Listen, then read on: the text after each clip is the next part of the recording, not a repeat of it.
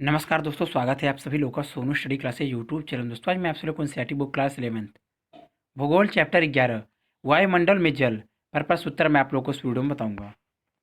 प्रश्न नंबर 1, बहुविकल्पीय प्रश्न। नंबर 1, मानव के लिए वायुमंडल का सबसे महत्वपूर्ण घटक निम्नलिखित में से कौन सा है? क जलवाष्प, ख धूलकण, ग नाइट्रोजन, घ ऑक्सीजन। उत्तर क जलवाष्प।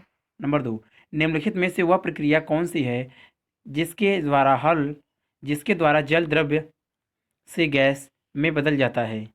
क संघनन, ख वाष्पीकरण, ग वाष्पसर्जन, घ अवक्षेपण।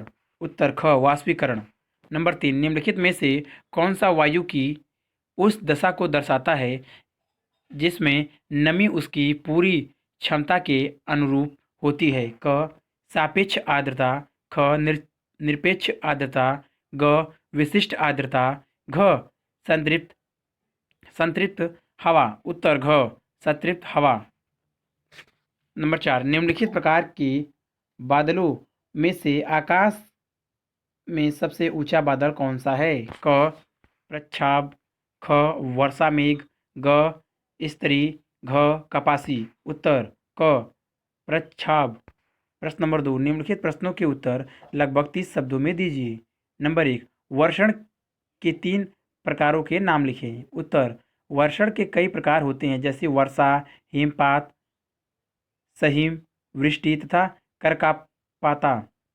क वर्षा, वर्षण जब पानी के रूप में होता है उसे वर्षा कहा जाता है। ख हिमपात, जब तापमान 0 डिग्री सेंटीग्रेड से कम होता है तब वर्षण हिम तूलों के रूप में होता है जिसे हिमपात कहते हैं।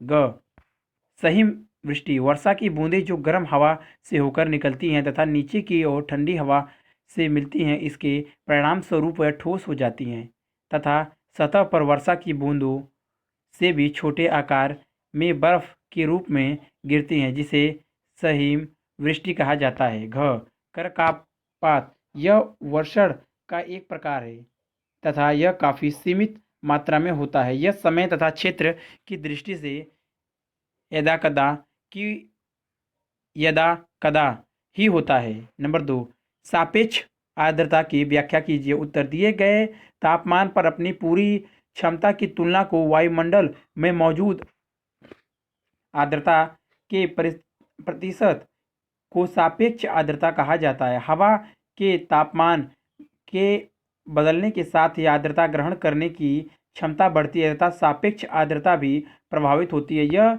महासागरों के ऊपर सबसे लंबी तथा महाद्वीपों के ऊपर सबसे कम होती है। नंबर 3, ऊंचाई के साथ जलवाष्प की मात्रा तेजी से क्यों घटती है? उत्तर, वायुमंडल में जलवाष्प की मात्रा वाष्पीकरण तथा संघनन से क्रमशः घटती बढ़ती रहती है। हवा में मौजूद जलवाष्प को आर्द्रता कहते हैं। हवा के प्रति इकाई आयतन में विद्यमान जलवाष्प को ग्राम प्रति घन मीटर के रूप में व्यक्त किया जाता है। हवा द्वारा जलवाष्प ग्रहण करने की क्षमता पूरी तरह से तापमान पर निर्भर होती है। ऊंचाई बढ़ने के साथ साथ तापमान घटता जाता है, अर्थात 165 मीटर की ऊंचाई पर 1 डिग्री सेंटीग्रेड तापमान घट जाता है। इसलिए ऊंचाई बढ़ने के साथ साथ तापमान घटने पर जलवाष्प की मात्रा भी घटती जाती है। नंबर 4, बादल कैसे बनते हैं? बादलों का वर्गीकरण कीजिए। उत्तर, बादल पानी की छोटी बूंदों या बर्फ के छोटे कणों की सतही होती हैं जो कि पर्याप्त ऊंचाई पर स्वतंत्र हवा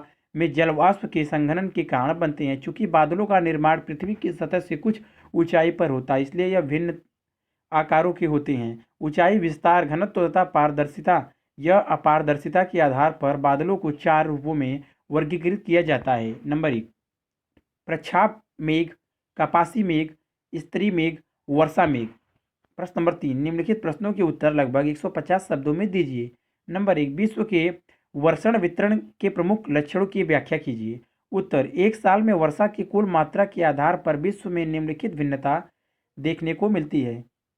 सामान्य तौर पर जब हम विषुवत रेखा से ध्रुव की ओर जाते हैं वर्षा की मात्रा धीरे धीरे घटती जाती है।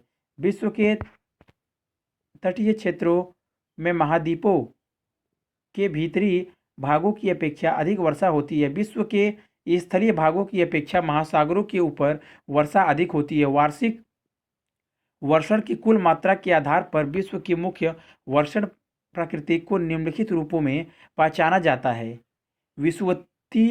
विषुवतीय पट्टी शीतोष्ण प्रदेशों में पश्चिमी तटीय किनारों के पास के पर्वतों के वायु की ढाल पर तथा मानसून वाले क्षेत्रों के तटीय भागों में वर्षा बहुत अधिक होती है, जो प्रतिवर्ष 200 सेंटीमीटर से ऊपर होती है। महाद्वीपों के आंतरिक भागों में प्रतिवर्ष 100 से 200 सेंटीमीटर वर्षा होती है। महाद्वीपों के तटीय क्षेत्रों में वर्षा की मात्रा मध्य होती है।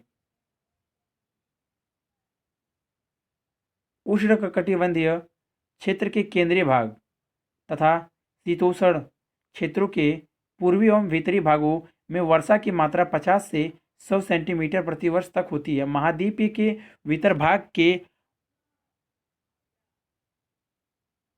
वृष्टिछाया क्षेत्रों में पड़ने वाले भाग तथा ऊंचे आकांक्षाओं वाले क्षेत्रों में प्रतिवर्ष 50 सेंटीमीटर से भी कम वर्षा होती है।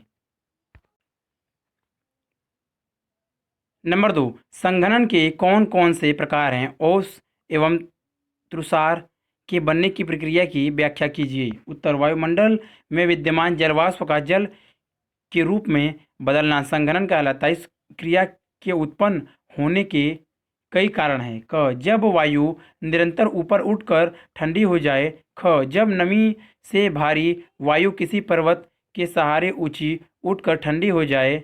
ग, जब ठंडी और गर्म वायु आपस में मिल जाए। संघनन कई रूपों में हमारे सामने आते हैं। ओस, तुषार, कोहरा, कुहासा, बादल आदि। ओस, जब आर्द्रता धरातल के ऊपर हवा में संघनन केंद्रकों पर संघनित न होकर ठोस वस्तु जैसे पत्थर,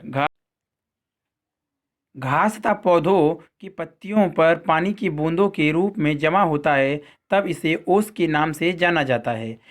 तुषार, यह ठंडी सतहों पर बनता है जब संघनन तापमान के जमाव बिंदु पर या उससे नीचे चले जाने पर होता है। इसमें अतिरिक्त नमी पानी की बूंदों की बजाय बर्फ के छोटे छोटे रबों के रूप में जमा होता है। कोहरा एवं कुहासा, जब बहुत अधिक मात्रा में जलवाष्प से भरी हुई वायु सहती अचानक नीचे की ओर गिरती है, तब छोटे छोटे धूल कणों के ऊपर ही संघनन की प्रक्रिया होती है। यह सतह पर या सतह के काफ़ी निकट होती है।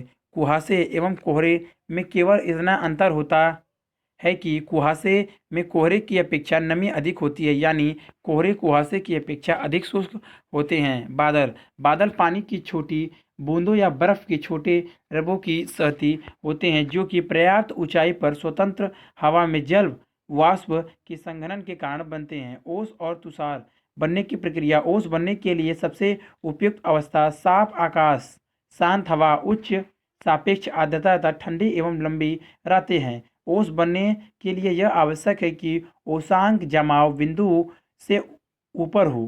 तुषार ठंडी सतहों पर बनता है जब संघनन तापमान के जमाव बिंदु से नीचे 0 डिग्री सेंटीग्रेड चले जाने पर होता है।